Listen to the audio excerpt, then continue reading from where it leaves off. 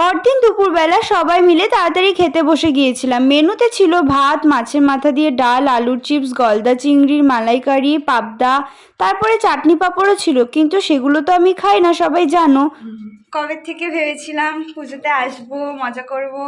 আজ মায়ের ভাসান, কাল পুজোও হয়ে গেল আর আজকে ভাসান। কষ্ট হলেও বিদায় তো জানাতেই হবে। পুজোর পরে মায়ের মুখটা খুব সুন্দর লাগছিল দেখতে, এমনিতেও আমাদের মায়ের মুখটা খুব সুন্দর হয়েছিল।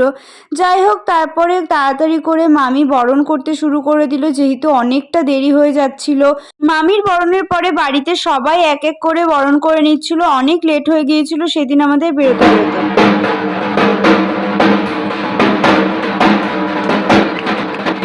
মায়ের সামনে দাঁড়িয়ে কিছুক্ষণ নাচানাচি করার পরে ভাসানের উদ্দেশ্যে বেরোলাম। ঘরটা পুরো ফাঁকা হয়ে গিয়েছিল। যাই হোক, আমি তো এরম ভাবেই কালী পুজো কাটালাম। তোমরা লাইক, কমেন্ট, শেয়ার করতে একদম ভুলো না।